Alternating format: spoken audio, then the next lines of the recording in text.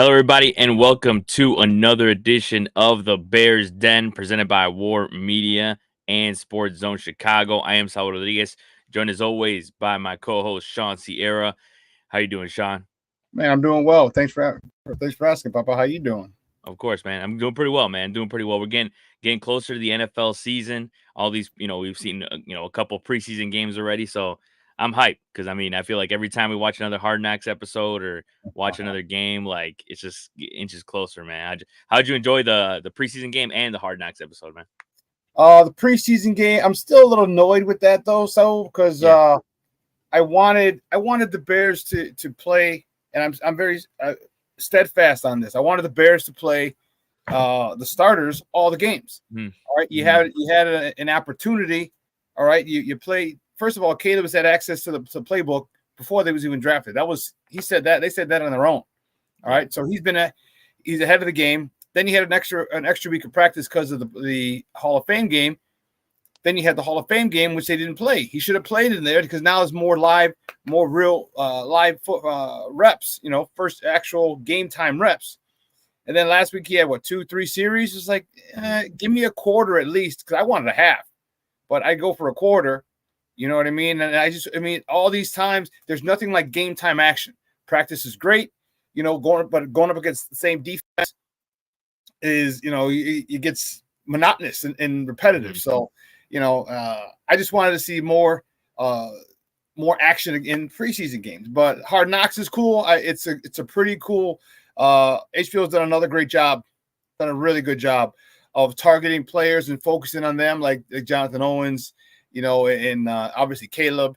The one thing I don't like, and maybe it's just for Hollywood, all right, is that I don't care about Caleb talking to Coach Eberflus. I really don't.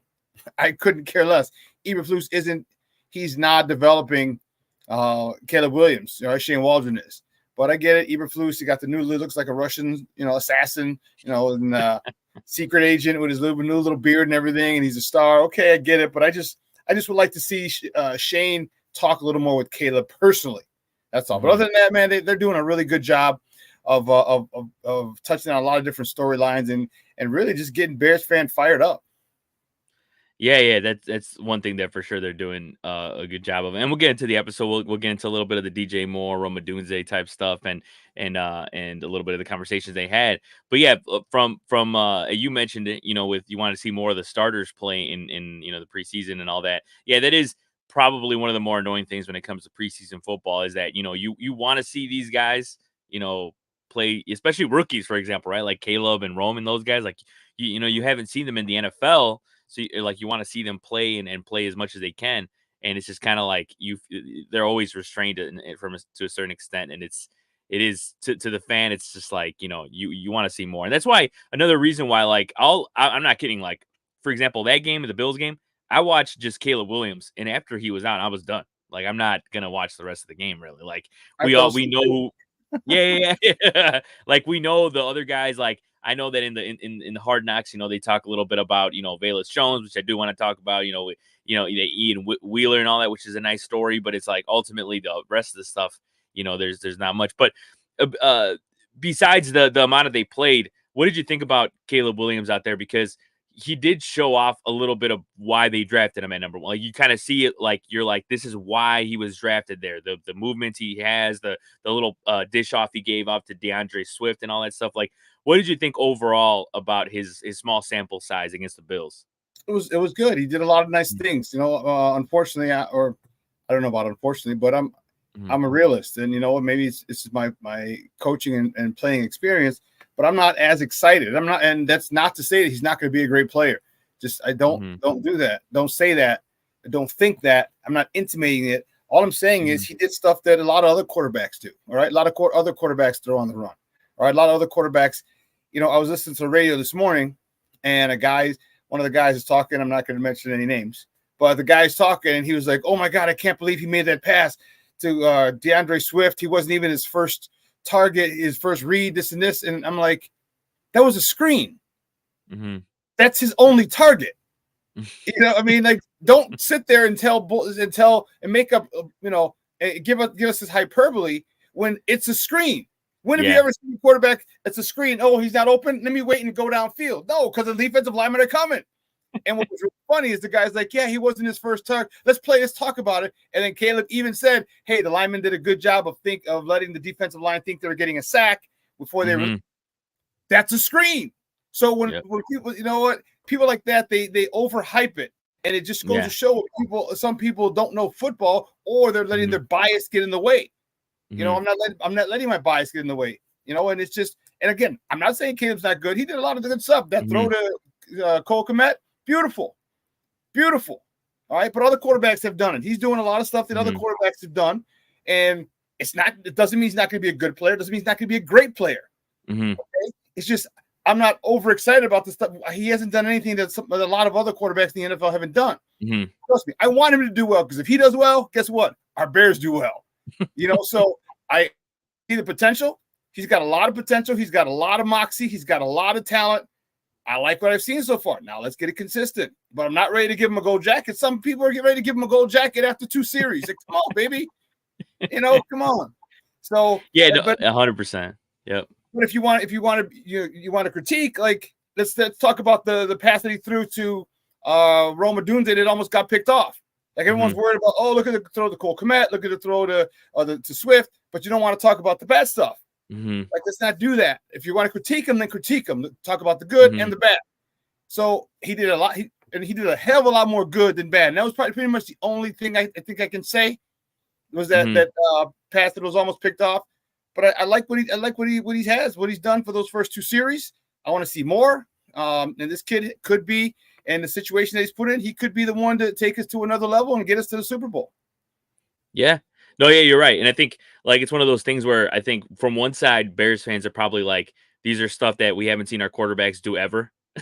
Like, you know what I mean? Like, some in the last like 20 years. So it's like, that's probably one side of it. Some people are like, man, we got a quarterback that, that is making, a little smart decisions. Other quarterbacks we've had have not made smart decisions. So it's like, in certain cases, that's probably where they're coming from, I would say.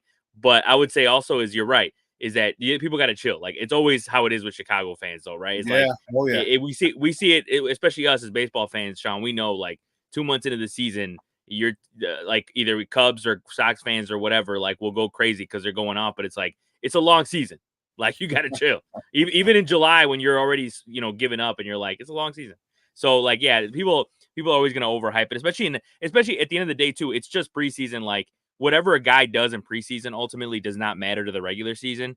It's all about how it translates into the regular season. It's like, especially coming from a Bears team, a Bears player, you got to see how this dude does in a regular season game compared to that. And yeah, it's like you see you see nice signs, but ultimately, how does that translate? And I will say, one of the things I did like seeing is that, and they talked about a little bit on the QB school. I'm sure you've seen those videos, Sean. Like, they're pretty interesting in the way he breaks down quarterbacks and all that.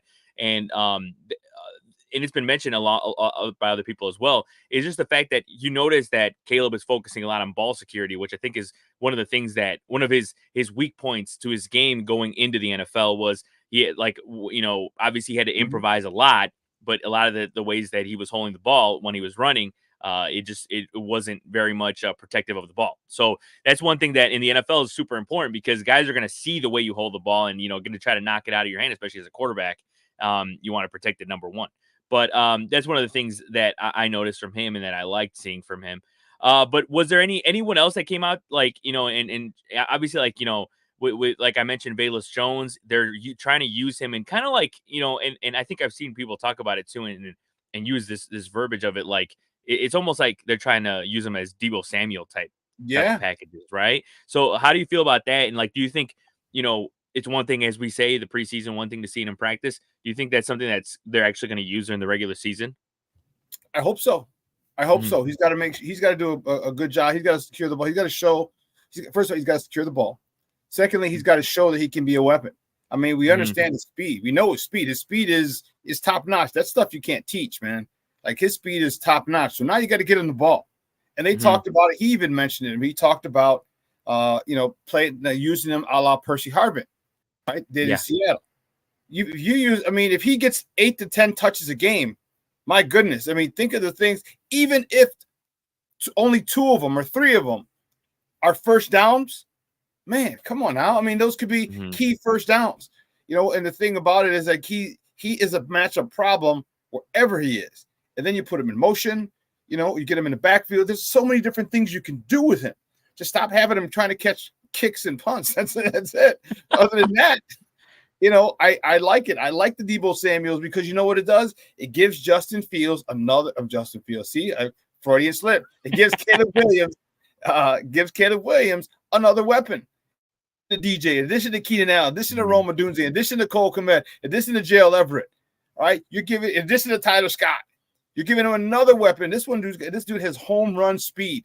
So why not? Why not find a way to get him in the game? I said, even if it's 10 to 15 plays a game, man, 20 plays a game, because they're gonna be using so many different formations.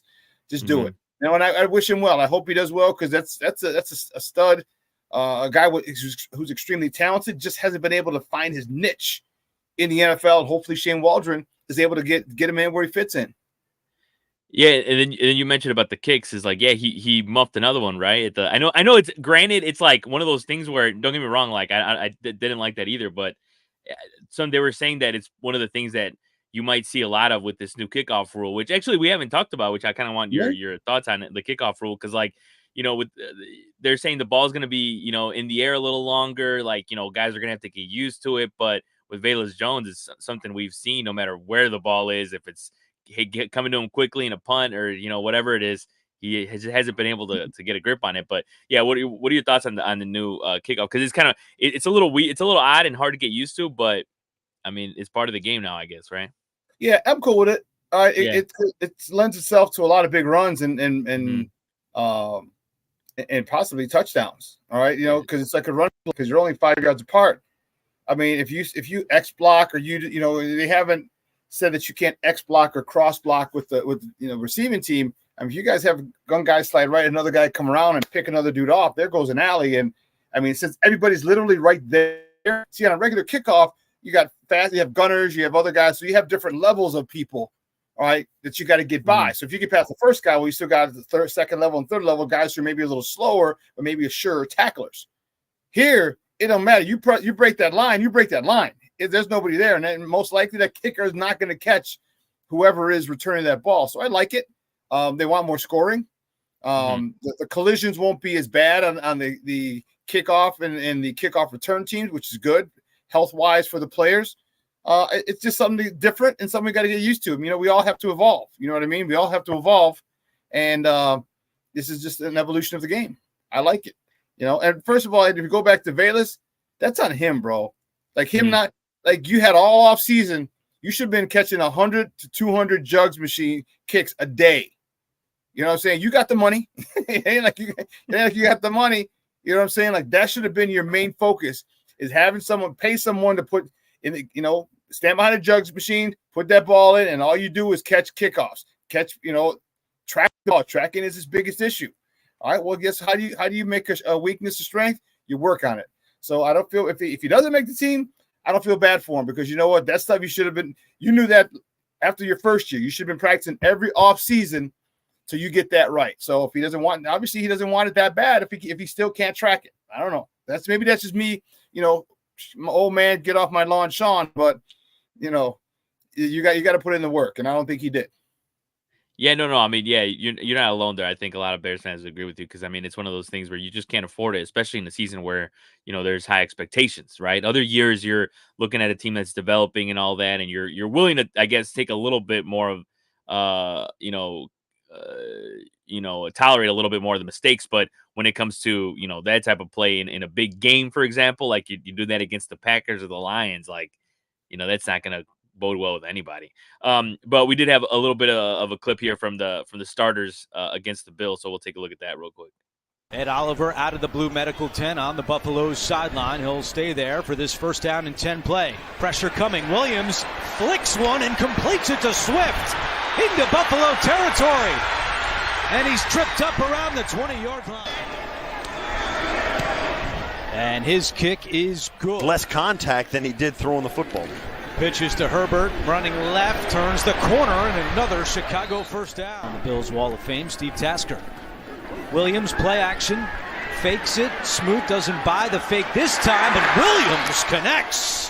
What a throw by Caleb Williams.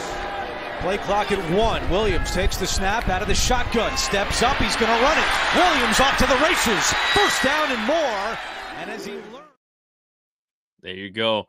And you know what? That's one. I think one thing, and you can chime in on this one too. Is like one thing I think people don't talk about enough is his running ability, right? Caleb Williams. I think a lot of people said, obviously it was one of the pluses with Justin Fields, and I'm not saying he's gonna be Justin Fields and running all those 80 yards, 100 yards, but it's one thing I think people don't talk about enough. And hopefully, though, at the same time, that he's able to, because there's some plays that people talked about in college where he was kind of running a little recklessly and kind of, but at the same time, his offensive line, you had to improvise a lot. So, how do you feel about his running game and kind of like how will that translate in the NFL, or maybe it's something that we that maybe I'm overselling and he might not even use as much as I think he is going to use. Well, I think it's a perfect situation for him because he should use it. All right. He's got the ability to run. All right. But more importantly, he's got phenomenal receivers that need to be covered. He's got phenomenal receivers that need to be attended to. All right. So you literally can't leave a spy for him. You know what I mean? Like back with Justin, you could leave a spy for Justin because last year we really only had DJ Moore. Darnell Mooney kind of regressed a little bit, and Cole Kmet. So you had 2, but I mean, now look at the receivers you got. In addition to Cole Kmet, in addition to DJ Moore, you have Keenan Allen, and you got Rome Odunze, and you got DeAndre Swift.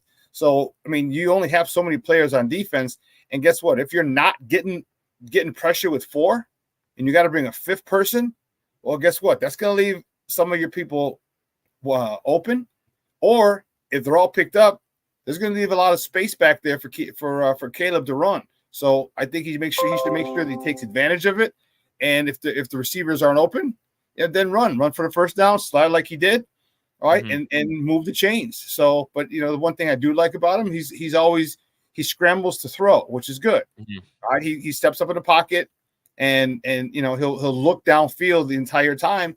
And if there is a shot to take, he'll take it, and if not, he'll run it. So he's got a lot of phenomenal qualities. Now we just got to see it consistently, and if we do see it consistently, man, I'm scared to say NFC Championship game, but there's a possibility, bro.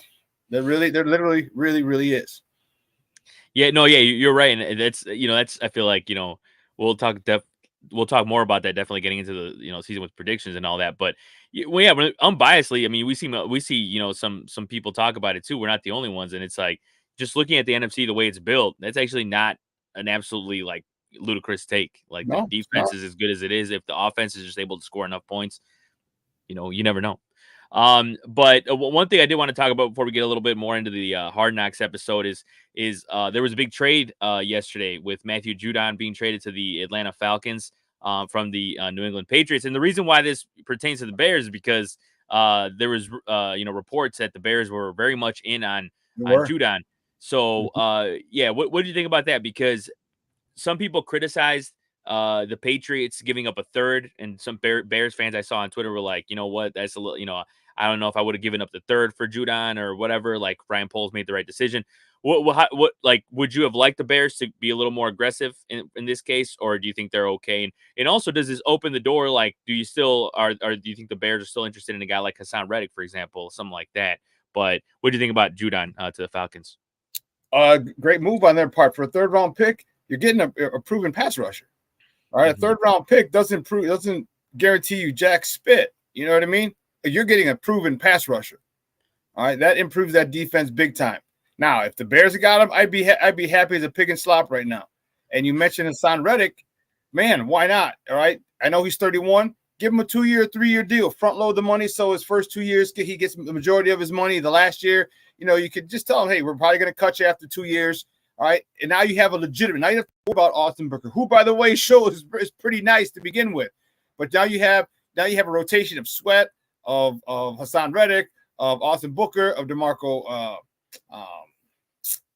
who's the Marcus Walker. All right, now you got a nice little set of rotation of defensive ends to go along with the interior guys. So I would definitely be I'd be all on board going to get Hassan Reddick. I know he's 31.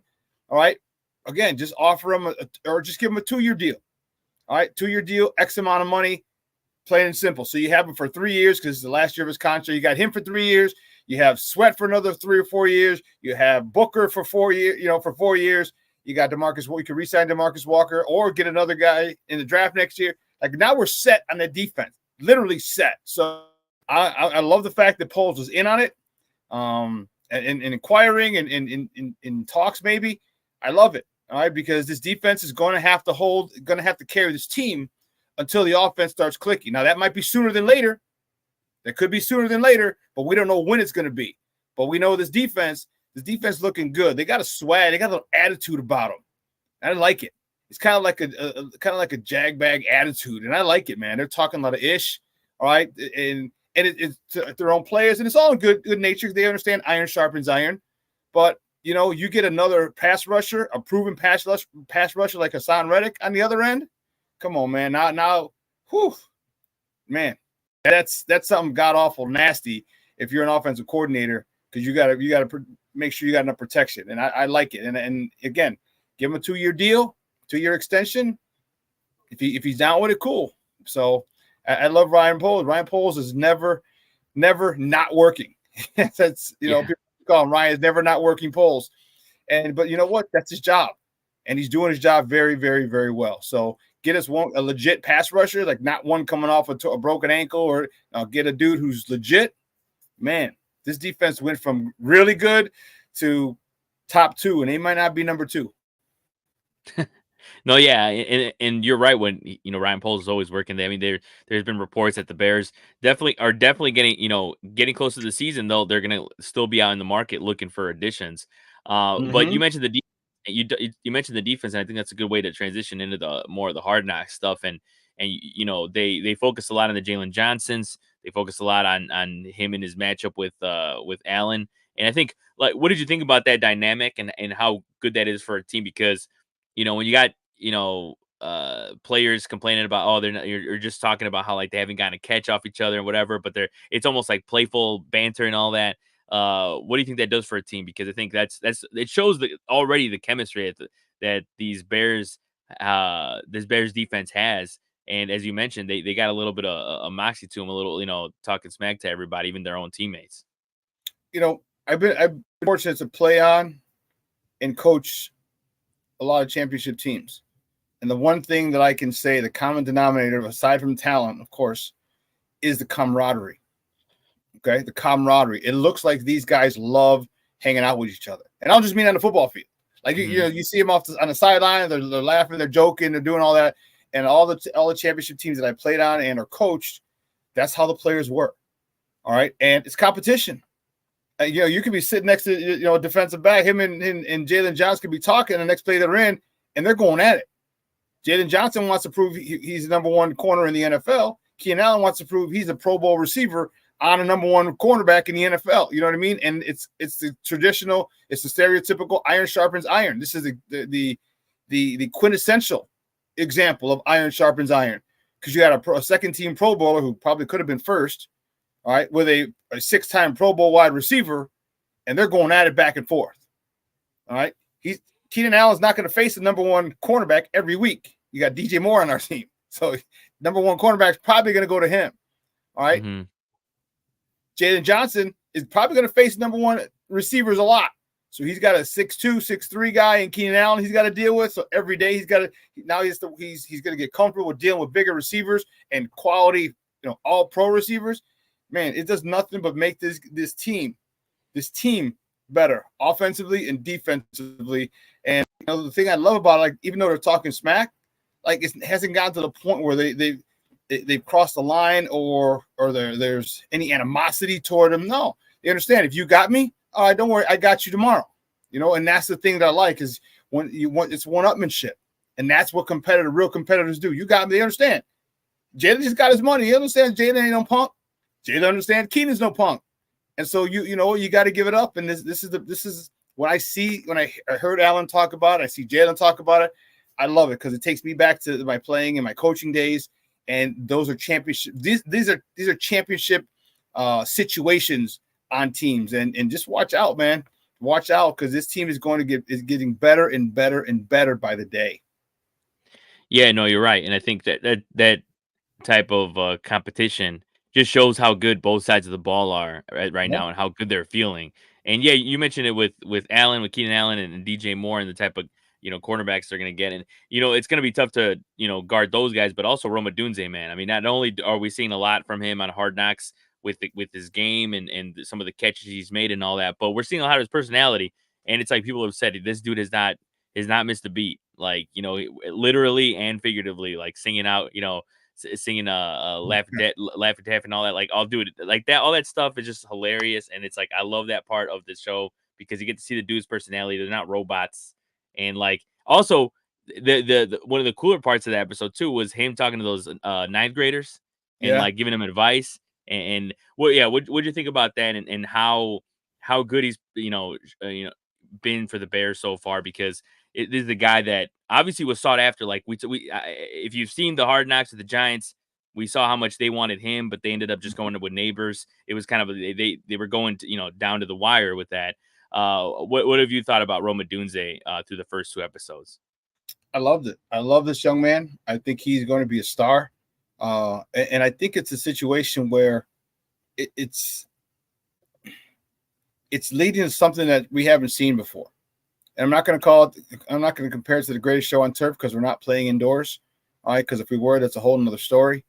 Okay. But we got 3 different guys. Hell, even Cole Kmet, 3 different guys you can go to in crunch time. 3 different guys. All right. We know DJ Moore is a freaking stud. We know Keenan Allen is a freaking stud. All right. Cole Kmet is another dude that if you're too busy paying attention to DJ Moore and Keenan Allen, he's going to hurt you as well because he has. All right. And let's not forget DeAndre Swift. I mean, you saw he took a pass that was literally 2 yards, 3 yards and took it 40. All right. So there's a lot of things and you got to cover all those guys. And then you still got to cover Rome. This kid, and think about, I mentioned it before on other shows, is he's not going to get the number 1 cornerback. There's no way a defensive coordinator can put a number 1 cornerback on Roma Dunze at this stage of his career. So he's going to get probably the number 3 cornerback. Okay. Or number 2. So, and I get it. College NFL cornerbacks are maybe a little better, but he's used to deal with number 1 cornerbacks in college. So if you give him a 3rd cornerback, or God forbid someone's hurt in that secondary, and the number 3 cornerback's got to go to number 2, and then you get a guy coming off the street or a guy up off the practice squad who's going to have to cover him either in the slot or in man. Now you got Roma Dunze versus that. I'll take that matchup all day, twice on Sunday. So I like what he's going to bring to the table. He's got a situation. He seems ready. He seems mature enough. This moment is not too big for him, and I like it. I like the fact that he understands his role, but it doesn't stop him from wanting to be great. All right, it's like kind of like remember when Kobe came in. Like Kobe, Kobe was going to make mistakes. He's a rookie. He's 18. He made mistakes, but you know what? He went after people. He went after Mike. He went after AI. He played, and he got embarrassed sometimes, but other times he scored.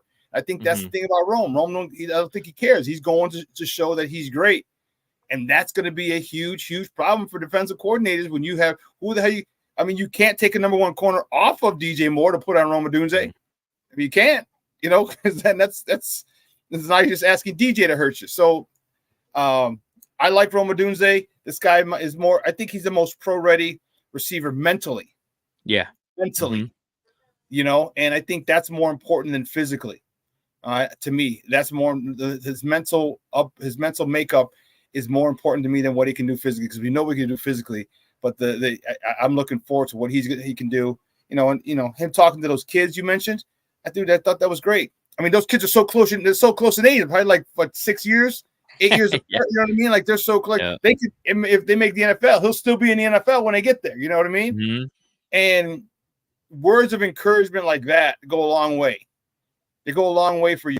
They look up to this kid, this young man, and for him to take the time out and to talk to them, and you saw they were hanging on every word he said, and I just thought that was great. He's such a great guy, great young man. He was raised well.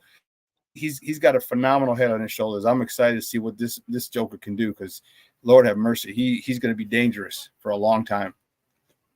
Yeah, and you mentioned Kobe in there, he had a Kobe quote in there when he was talking about the shots, the he didn't take any shot during the game that he didn't do in practice and all that. Yeah. That was a great way to put it. And yeah, you're right. And I think, when looking back a little bit too, as to like how the Giants were looking at Roma Dunze and kind of saying like, they said it without really saying it. They mentioned, they didn't want another choir boy and they didn't need another choir boy. It's like, you don't need another choir boy. So we'll take him then. We'll take that choir boy then if you don't want him, because as you mentioned, mentally ready. Like you look at Malik Neighbors and some of the stuff that people have said, like, um, whether it be about his personality or whether it be, how he kind of turned up into Giants camp and all this stuff. And, he doesn't look like he's happy there and all this stuff. Not to say that I'd be happy too if I was drafted by the New York Giants, but it's just one of those, it's one of those things too, where it's like, man, you look at it kind of think it says a lot about a dude's maturity when you look at some of the things that we've seen already with him, but we'll see what happens on the field. But in other cases too, like, you mentioned that you're not a fan of the conversation with Eberflus and Caleb Williams. The one thing I did like, and you're right in the sense that I want to see more about the strategy, especially with Shane Waldron and all that. But which one I did find interesting was just the fact that the way that how hard they scout the refs. That they go as deep as talking about, one's an athletic director and all this stuff. Well, what'd you think about that? And kind of like, you got a little bit of a peek, because it was a really small set. Like they didn't really show a whole ton of that, but just to see how that is and how they talk about like, oh, you'll see a crew, once or twice a season or not at all. So what'd you think about that part of the episode?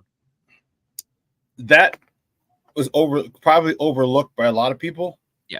That shows the how thorough this new offensive staff is. All right, how thorough they are. All right, and and you leave no stone unturned. All right, because you do. They were 100% right when said you have to deal with the refs. Mm-hmm. If you have a good rapport with refs, with white hats, you might get some calls. Okay, if you don't, you might not. All right, and especially if you're a jagbag, if you're a guy who thinks comes in and is, feels like you're entitled to something, the refs probably aren't going to give you calls if you get a late hit or so, you know what I mean? So I'm not saying it's going to help. I'm just saying it's definitely not going to hurt. So it's just every aspect of the game that you have to be aware of shows how thorough this offensive staff is, and I like it. I love it. I like it. I love it. Yeah, I think it's super important, as you mentioned. Probably overlooked by some people, and it's like, yeah, it's a lot of the stuff that we don't get to see, and that we show, that shows a dedication of how hard. I mean, we've talked about it for how they had they were basically showing Caleb the plays and kind of getting him into this offense even before he was drafted. So I think it shows how dedicated these players are, how dedicated these this staffs are, and all that. So I love to see that. Another thing too that I noticed from that episode was how Ryan Poles was kind of evaluating Caleb and kind of looking at his improvement, as well as he kind of saw that he kind of every day he improves at some level, which I thought was cool. And then also Caleb was talking about how he'd be down to playing the flag football team in LA 2028, which I thought was cool. So hey, you never know with that type of stuff. But kind of looking ahead now to this weekend in the last preseason game, the Bears will be taking on the Bengals. What are you looking forward to? Because I know the Bengals are not playing their starters. Right. I don't believe the Bears have announced whether their starters are going to play or not. But what do you want to see from guys that go out there that maybe you didn't see against the Bills or the Texans? I want to see the starters. All right. Mm-hmm. What Cincinnati does has no bearing on what the Bears need to do. The Cincinnati Bengals are in a very, very different situation than the Bears are. All right. They got their quarterback. All right. I think their offensive coordinator left, if I'm not mistaken.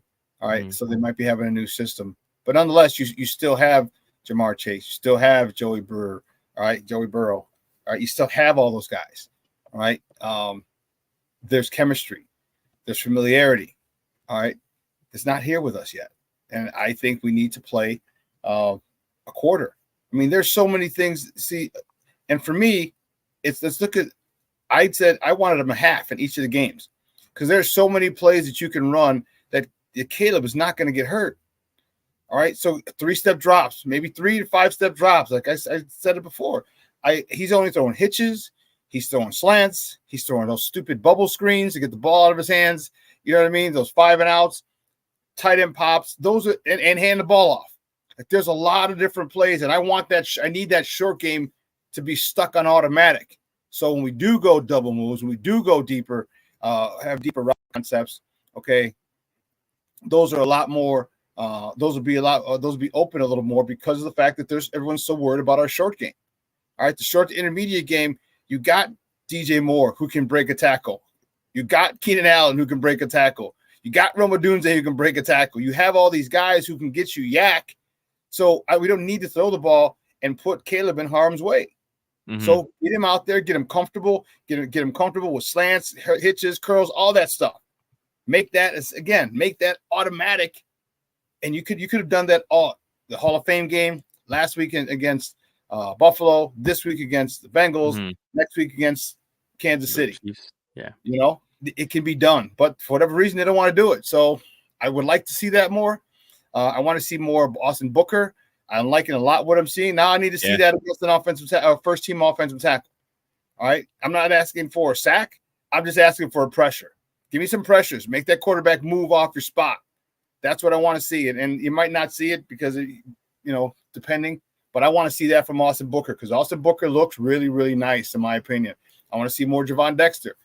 Hardy, the young man Hardy, who's fighting for a spot in this team. He showed like he's a monster. I want to keep seeing this defense, all right, like a pack of rabid dogs. When it's passing downs, quarterback, I got to get this stuff out in 2 seconds.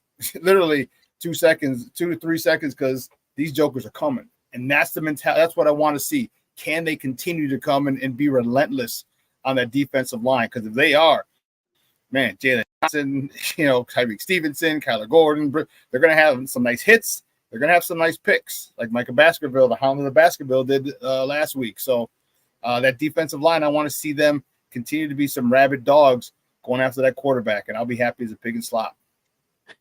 Yeah, and you mentioned Booker, like they were talking about on the episode. You think it's fair to they said it, what they call him, a poor man's Max Crosby. Max Crosby, like, yeah. What do you see that? You think it's fair to kind of label it? Because I feel like even that is high praise.